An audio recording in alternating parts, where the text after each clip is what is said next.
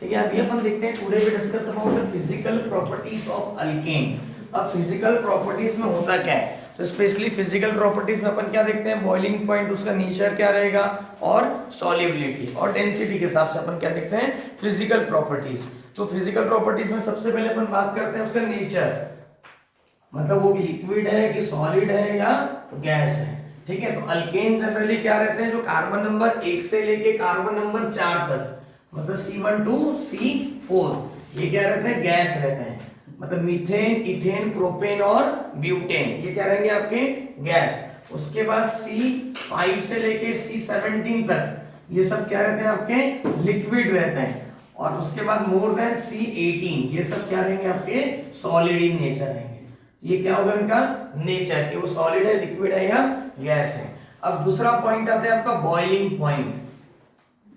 अब boiling point मतलब क्या, तो बॉइलिंग पॉइंट अब अल्केन का अपन कैसे उसको वेरी करेंगे, तो बॉइलिंग पॉइंट का एक कॉमन पॉइंट है, ये हर चैप्टर में आपको लगने वाला है। फिजिकल प्रॉपर्टी मोस्टली हर चैप्टर, जितने भी ऑर्गेनिक चैप्टर्स उसमें सब में क्या रहता है, कॉमन रहता है। तो बॉइलिंग पॉइंट में आपको दो टर्म्स है। सबसे पहला टर्म है मॉलिक्यूलर मास इंक्रीजेस। क्या होता है आपका, molecular mass increases, boiling point increases.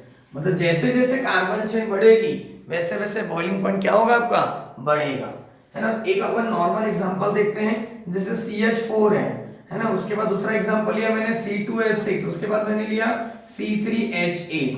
तो देखो क्या हो रहा है, कार्बन चेन बढ़ते जा रही है, तो कार्बन चेन बढ़ रही है तो क्या होगा, उसका मास भी इंक्रीज होगा। तो इसको अपन दो टर्म से बता सकते हैं, molecular mass increases, boiling point increases, या तो इसी को अपन क्या बोल सकते हैं, carbon chain increases, boiling point increases. दोनों का मीनिंग एक ही है, क्योंकि कार्बन चेन बढ़ेगी तो ऑटोमेटिक क्या होगा, आपका मॉलिक्यूलर मास बढ़ेगा।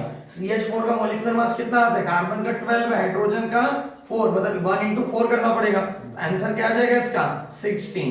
अब इसमें C2 दिया हुआ है, कार्बन 2 बार है, तो 12 into 2 24, 24 प्लस, तो कितना आ जाएगा आपका आंसर, समझ रहे हैं। तो जैसे जैसे कार्बन चेन क्या होगा आपका, बढ़ेगा, बॉइलिंग पॉइंट क्या होगा, बढ़ेगा। तो किसका बॉइलिंग पॉइंट ज्यादा रहेगा आपका, प्रोपेन का। ठीक है, तो molecular mass increases, boiling point increases. अब उसके बाद इसी में बॉइलिंग पॉइंट में दूसरा टर्म आता है आपका ब्रांचिंग इंक्रीजेस। यदि मॉलिक्यूलर मास सेम है तो वहां पे आपको किसको देखना पड़ेगा, ब्रांचिंग। तो branching increases, boiling point decreases.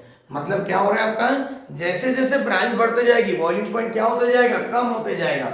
उसका रीजन है बिकॉज सरफेस एरिया डिक्रीजेस।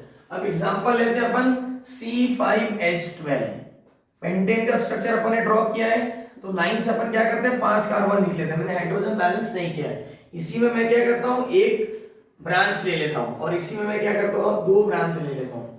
तीनों किसके स्ट्रक्चर आपके, पेंटेन के, लेकिन पहले वाले स्ट्रक्चर को अपन क्या बोलेंगे, एन पेंटेन। दूसरे वाले स्ट्रक्चर को अपन क्या बोलते हैं, जब सेकंड नंबर कार्बन पे एक CH3 ब्रांच में है तो this is called as isopentane. जब सेकंड नंबर कार्बन पे 2 CH3 ब्रांच में तो this is called as neopentane. तो तीनों का मॉलिक्यूलर मास सेम है ना, कार्बन भी सेम है, तो लेकिन इसमें क्या हो रहा है, लॉन्गेस्ट कार्बन चेन 5 की है, इसमें कितने की, 4 की, और इसमें कितने की है, 3 की। तो ब्रांच बढ़ते जा रहे हैं, तो branch increases, surface area decreases. तो अपन ने क्या पढ़ा है अभी, branching increases, boiling point decreases. तो सबसे ज्यादा बॉइलिंग पॉइंट किसका रहेगा आपका, एन पेंटेन का। तो आपको कॉम्पिटिटिव एग्जाम में ये क्वेश्चन आता है, आपको क्वेश्चन ऐसे 4 ऑप्शन दिए रहेंगे, फिर उनके बॉइलिंग पॉइंट के हिसाब से ऑर्डर अरेंज करो करके दिया रहेगा, 1 2 3 4 या 4 2 3 1, ऐसा लाइक दैट। तो इसमें आपको क्या करना है, करेक्ट ऑप्शन चूज करना है। तो बॉइलिंग पॉइंट क्या होता है आपका, 2 फैक्टर्स अफेक्ट करता है, एक होता है मॉलिक्यूलर मास और दूसरा होता है आपका ब्रांचिंग। तो molecular mass increases, boiling point increases, और branching increases, boiling point decreases. Alkanes are immiscible in water because they क्या रहते हैं आपके, नॉन पोलर इन नेचर रहते हैं। अल्केन्स क्या रहते हैं आपके, नॉन पोलर इन नेचर, करके alkanes are insoluble in water. तो this is about physical properties of alkane.